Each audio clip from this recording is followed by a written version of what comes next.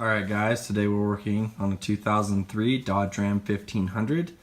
It's just the 4.7, but it's a four-wheel drive. What happened to me was I was driving on the freeway and my brakes went out and I thought, what the heck? So I pulled over to the side, emergency braked over to the side, and what happened was my brake line had just corroded. You can see like that, maybe a little bit better. It just corroded from the connector right here. And so I went and bought the replacement part.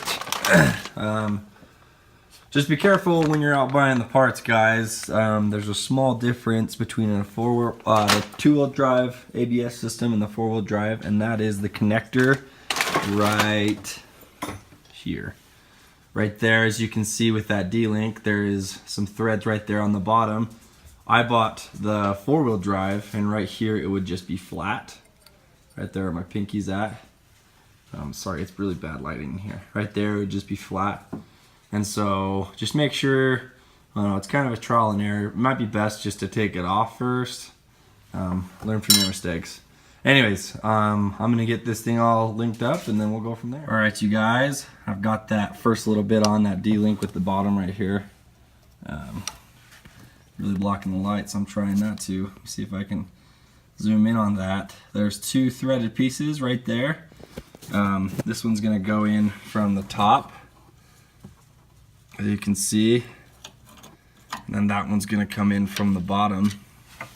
That's kind of just the next step. And then we'll bolt it on right here into this right here, and then we'll just hook it up and we'll bleed the brake. Alright guys, so this is where we're at, and we've attached it. Here's a no-brainer moment for you. This is what you're trying to do. You've got a bolt back here, which you can kind of see. You've got a bolt right here, and you've got a bolt right here. Now if you tighten these things first, like I did, you're gonna have a hell of a time trying to get this bolt back on and twist this back up against the frame, because these are metal tubes and they don't like to give. So you just kind of start, get them tight, then you bolt these back on, and then you tighten these back up.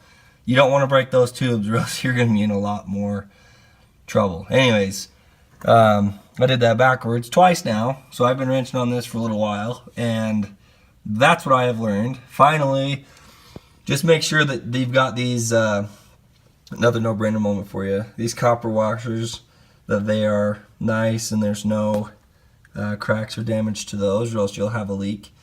And you'll end up with this mess that I have to clean up. Anyways, from here, you're just going to put some .3 brake fluid into the reservoir and then bleed the brakes. Thanks for watching, guys. Hope you have better luck than I did. I hope this video helps.